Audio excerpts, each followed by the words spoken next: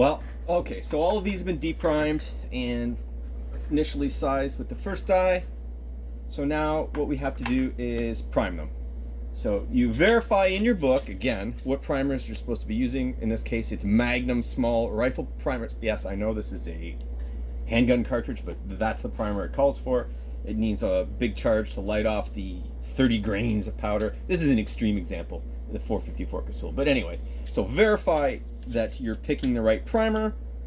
And in this case, we're going to be reloading 20 rounds. This comes in 10 round little strips.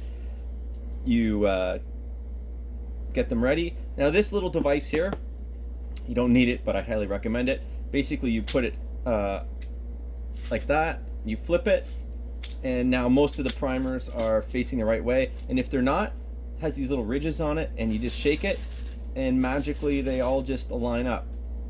So it's a cool little tool. So again, safety glasses on. These little primers, they don't look like much, but they're actually explosive. And if one went off in your hand like this, it would probably take a bit of flesh away for sure. So you never want to subject those to any sort of impact or anything like that, or sparks or heat or anything like that. But the next procedure, so now the power of this Lyman T-Mag turret here system is we've just finished with the first die, right? If you were with a conventional single die system, you'd have to take this die out, and then you'd have to readjust it, blah, blah, blah, blah, blah. You waste all your time. Now, we just take it to the next die. We just twist it. It's super easy. In this system, this little arm here is what you use to put the primer in. So all you do is you take your primer. It goes into this little hole like that. You put your shell in, okay? You raise the shell up a little bit, you put it in there, okay? And then you just go a good. Now this is the touchy-feely part. Like a good amount of force. You could feel it go into the case, and then most times it goes in really good if it's nice clean shells and the brass is good. And then the most serious thing you don't want is like a piece of the hanging primer out the back. And you gotta test every single shell. You run your finger along it, and you make sure that it's not stuck up. Okay, this is super important. You don't want that hanging primer that hasn't been inserted fully. So it's got to be totally flush, and you got to feel it with your finger, and you can obviously visually see it too. So we're done that one. You just put that aside. Okay. Boom. Next.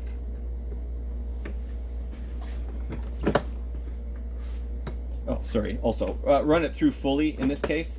What that does is it resizes the throat. It bells it out a little bit. So if I can get let me grab a bullet here. So what it does is, in the case of the bullet, it just creates a tiniest little bell. So see how the bullet can sit. Now, when you're adjusting this die, you don't want to adjust this bell too much. It puts a lot of stress on the brass here, and if it's flared out too much, eventually you'll get cracks here, and then your brass will all be crap. So you want it just a little bit so the bullet fits in easily, okay? And then obviously the third one here will, if you can see these knurls here, right here, that's where this brass, in this case, because this is a really, really heavy round, you have to crimp it into this knurl. All right. Some of the lower power rounds, like 9mm and stuff like that, I've never seen one shift. That's even not on this knurl. But these rounds will shift from the recoil. And what'll happen is say this was in your revolver or whatever, and the recoil starts popping this out until finally it's in a position where it won't cycle in your gun, or can create serious headspace issues and all kinds of stuff. So you want to make sure that if it says to be crimped, it's got to be crimped. And you generally, if your bullet has a knurl, it should be crimped at that level while maintaining the proper overall length. Okay.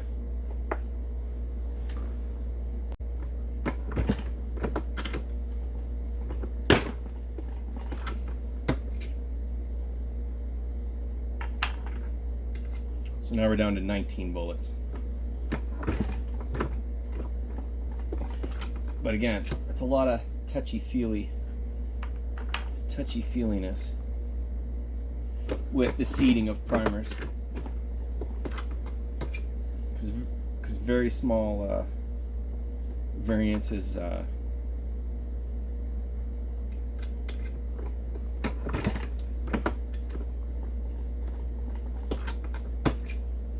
make a huge difference.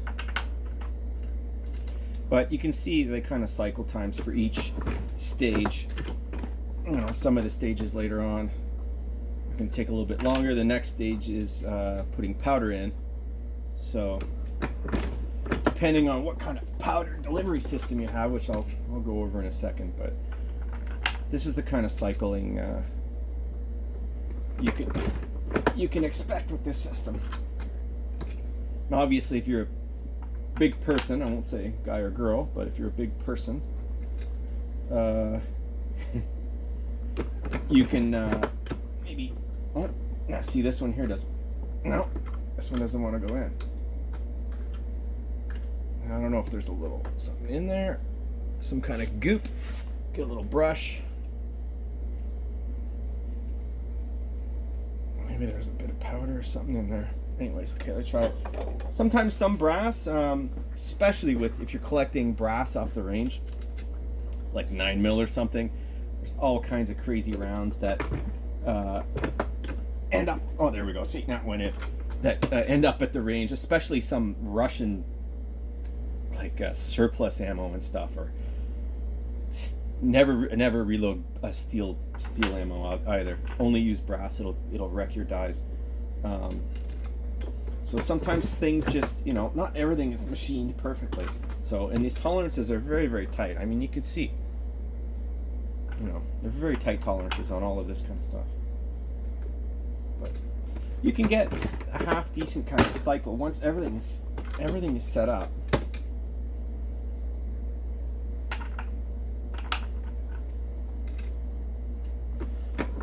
Now, obviously, if you're reloading or shooting 9mm or some other pistol round and you're racking off, you know, 500 rounds in a afternoon, this kind of system is no good for you. Like, I used to do it years ago, and it took a long time. All right. Oh, this one's not going either. So let's clean this out again. But what this allows you to do, because, you know, you can get very, very accurate rounds because you're basically hand doing it. You know, some of the faster systems, like I have right beside me here, this Dillon 650 XL, which is an amazing consumer based. I mean, you could do just over 1,000 rounds an hour with the Dillon 650, which is, I'll show it in another video, but what a super system for a consumer that is. All right, so these are pretty much done. All right, so these have been primed, and the ends have been now flared. It's very hard to see. It's such a small flaring, but the ends have been flared. Now the next step is we're ready to put gunpowder in them. So now comes adding powder to the shells that are now primed, and the brass has been brought back to its original shape, and the entrance has been flared. You have to add gunpowder somehow. So at a very minimum, I would highly suggest, well, you really don't have a choice because you have to measure this in grains, and grains are very, very small increments. So I would get a little unit like this, or you can get it's called a powder dribbler system.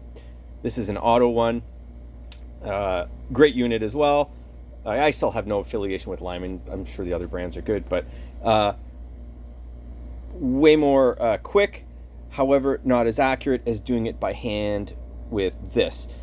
So for 30-06 rounds and anything I'm going to be hunting with specifically, I actually use this, and I take some gunpowder, I put it in a little plastic tub, and I have a little spoon, and I actually spoon it in to this to get the exact measurement. This will do it vastly quicker, but the accuracy of it is nowhere near as if you're going to hand do it. So in the case of this 454 Casull that we're reloading, it doesn't really matter. I'm not hunting with it. It's just a target round, so whether it's off a few grains, a tenth of grains, sorry, should I say, tenth of grains, it's not a big deal as long as we don't exceed the limit. But for hunting, we want accuracy. So, and that's one of the reasons why you're reloading is for accuracy. So I would suggest at the very bare minimum, you get a little unit like this. And if you can afford it or you're going to be doing a lot of reloading, you can get something like this. Now, obviously, when you get into large-scale pistol reloading or something else you're shooting, maybe some of you guys in the States are reloading .223, which basically in Canada they're going to basically ban that round soon. But you can get a powder dispenser like this, which can help automate it a little quicker. These are super accurate as well.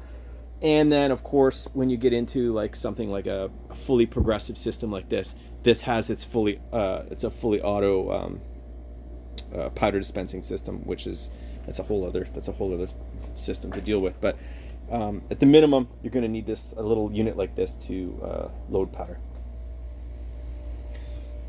As always with reloading, you verify and re-verify and verify again. So in this case, I'm using IMR 4227. For the Casull, there's all kinds of other powders you could use. I like IMR. I'm not affiliated in any way because I have some other rifles that can use this powder. So when you're reloading multiple calibers, try to pick powders and whatnot that you could use between all these different calibers. I mean, it just makes sense. So open this up. We're going to pour it in, bunch in. There we go. I don't know. We're only doing 20 rounds, but these take a ton. These take 30 grains per. Close the lid on your powder box and put it away from where you're doing. You don't want anything to happen with the gunpowder while you're dealing with the other stuff. So put the lid on your dispenser as well, so nothing can fall into it inadvertently. Again, it's gunpowder. One interesting thing about gunpowder, you could take a bunch of gunpowder, put it on a table and light it up, and it just kind of sparkles and whatever. Doesn't really do anything. It's only when it's in a kind of confined space that it becomes really dangerous. All right, so we're going to start charging the gunpowder into the cases. Excuse me. What's neat about this system is it has what's called an auto function, and you set the amount of powder you want. Always verify how much gunpowder you're putting into your cases. Always check. The worst thing you could ever do is double charge it, meaning putting twice in if you can't see anything. So check. In this case, the suggesting starting grains of powder for this particular one is 32.3 grains. I'm actually putting 30 grains in. I don't need these to be hand killers, so I'm actually below what the suggested minimum is.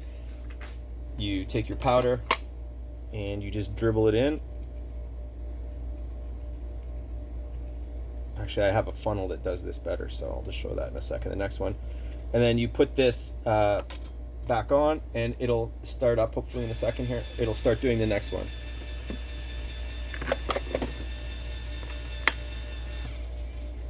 All right. Boom, that one's done. Use your little funnel. Dump it in there. See, that's way quicker. There we go. Boom. Always have just a little different reloading trays like this, so you can separate the different stages, okay? And you can see how much powder that actually, I don't know if I could tilt it enough, but it's almost full to the top. Now this isn't a compressed load, so, and what that, in your manual, it'll say a little plus symbol, it'll be compressed, meaning you're actually compressing the gunpowder with the, when you're putting the bullet in, but this one isn't, so it's a huge amount of gunpowder in this, it's just crazy.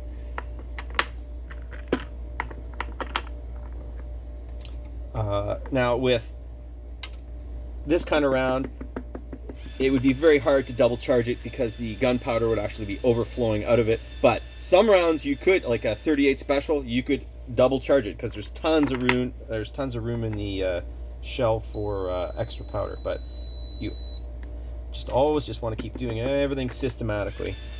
And you can see the advantage of this kind of system, obviously, right?